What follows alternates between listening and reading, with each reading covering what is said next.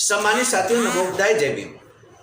आज के इस वीडियो में हम आपको दिखाने जा रहे हैं, बताने जा रहे हैं भव्य शिलान्यास समारोह 2025 बुद्धा बोधिसत्व अंबेडकर इंटरनेशनल सेंटर। जैसा कि आपको मालूम है, वैचारिकी सेंटर बाबा साहब चाहते थे 1938 में सबसे पहले बाबा साहब ने एक भाषण दिया और इसमें वैचारिकी सेंटर बनाने की बात कही।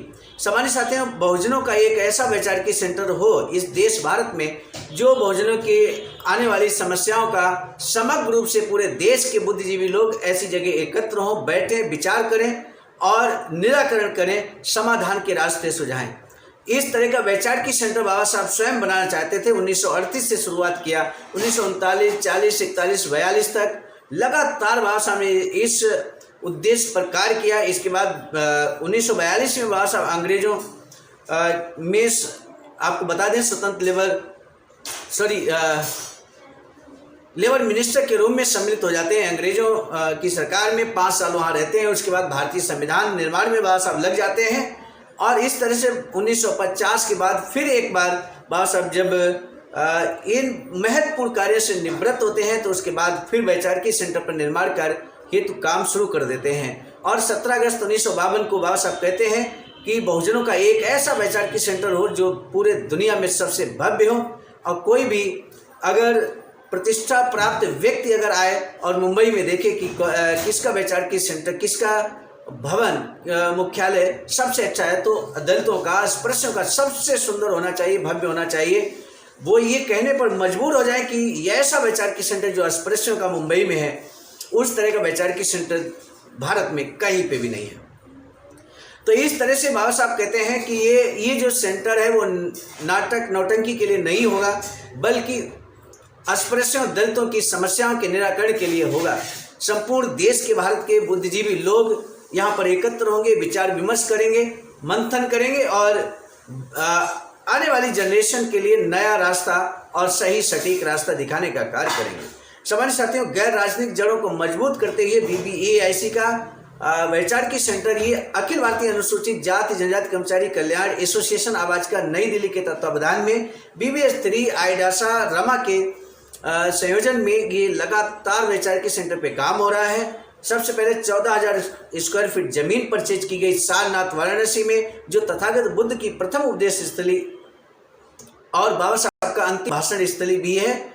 सामान्य साथियों, यहाँ पर ये वैचारिकी सेंटर बनने के क्रम में बाउंड्री वॉल हो गई है। साथ ही साथ हम आपको बता दें, यहाँ पर जो मूलभूत चीज़ें हैं, प्रशासनिक ब्लॉक का निर्माण पिछले साल उद्घाटन हुआ था, तो ऐसे में प्रशासनिक ब्लॉक बन चुका है, मुख्य गेट बन चुका है। अब मुख्य भवन के बनने की तैयारी है, जिसका शिलान्यास का कार्यक्रम प्रस्तावित है। उसी के संबंध में 3 दिवसीय कार्यक्रम होने जा रहा है सारनाथ वाराणसी में। उसके बारे में हम आपको बता दें, स्थान रहेगा BBAIC प्रांगण, फरीदपुर सारनाथ, रिंग रोड, सारनाथ वाराणसी। 28 नवंबर 3 दिवसीय जो कार्यक्रम है, 28 नवंबर 2025 को कवि सम्मेलन और मुशायरा का आयोजन किया जाएगा और इसके संयोजक राष्ट्रीय कवि आदरणीय सुरेश अकेला जी चंदौली से हैं। कार्यक्रम का समय रहेगा शाम 5 बजे से रात्रि 9 बजे तक। दिनांक 29 नवंबर 2025 को प्रातः 10 बजे से रात्रि 10 बजे तक राष्ट्रीय प्रांतीय मंडल जनपद पदाधिकारियों का महासम्मेलन एवं भाषण, गीत, नृत्य, जनरल नॉलेज, चित्रकला प्रतियोगिता का आयोजन किया जाएगा। उम्र 18 वर्ष तक जो लोग पार्टिसिपेट करना चाहते हैं भाषण प्रतियोगिता में, GK, चित्रकला के लिए उम्र सीमा यहाँ पर बता दी गई, 18 वर्ष होगी।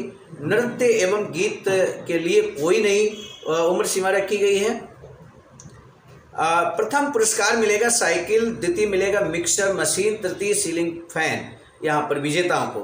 30 नवंबर 2025 को, अभी हमने ये 29 नवंबर का कार्यक्रम आपके समक्ष रखा, और 30 नवंबर 2025 को 10 बजे से रात्रि 10 बजे तक भव्य शिलान्यास समारोह BBAIC जो मुख्य भवन का शिलान्यास का कार्यक्रम है ये रखा गया है। और इसके बाद सांस्कृतिक कार्यक्रम होगा रात्रि में, राष्ट्रीय कलाकारों द्वारा प्रस्तुत किया जाएगा, जिसमें आदरणीय शिव कुमार सागर जी चंदौली, आदरणीय विशाल गाजीपुरी जी, आदरणीय सपना बौद्ध गाजीपुर से होंगी, आदरणीय पप्पू राजा आजाद जी होंगे चंदौली से, आदरणीय संस्कार सिंह, आदरणीय रोशनी समेत बड़े गायक और गायिकाएं जो अंबेडकर मिशन पर अपना गायन करते हैं, पूरे देश में प्रचलित हैं, फेमस हैं, उन सभी को यहाँ सादर आमंत्रित किया जा रहा है एक एक कर। और इसके बाद अन्य साथियों को भी यहाँ पर स्वीकृति प्रदान करने का निवेदन किया गया है। इस कार्यक्रम में जो लोग पार्टिसिपेट करना चाहते हैं, आप इसी चैनल के माध्यम से भी रजिस्ट्रेशन की समस्त जो जानकारी वो हम आपको बता दें। आवाज़ के जो समस्त पदाधिकारी हैं, सदस्यगण हैं, उन्हें रजिस्ट्रेशन के रूप में संपूर्ण कार्यक्रम की संपूर्ण व्यवस्था हेतु 1500 रुपये देना अनिवार्य होगा। ये 3 दिन का है पूरा। प्रत्येक प्रतिभागी जो 28, 29 और 30 नवंबर को स्टे करेंगे, उन्हें भी 1500 रुपये प्रति प्रतिभागी देना होगा। 500 रुपये प्रति बच्चे 5 वर्ष से अधिक को देना होगा। 3 दिन के ठहरने, ब्रेकफास्ट, लंच, डिनर ये भी व्यवस्था होगी। और रजिस्ट्रेशन शुल्क बहुजन बोधि समाज संघर्ष समिति के खाते 390868144478, जिसका IFSC कोड हम आपको बता दें SBIN 0007233, state bank of India, Maqbool Alam road, Varanasi में ऑनलाइन एवं QR कोड के माध्यम से भेज सकते हैं। रजिस्ट्रेशन शुल्क प्रत्येक दशा में 31 अक्टूबर 2025 तक भेजने का आह्वान निवेदन किया गया है। और इस कार्यक्रम की अध्यक्षता कर रहे हैं अंबेडकर रत्न 2 स्टार अशोक कुमार प्रभुत जी, राष्ट्रीय उपाध्यक्ष, प्रदेश अध्यक्ष UP, अध्यक्ष BBAIC निर्माण समिति।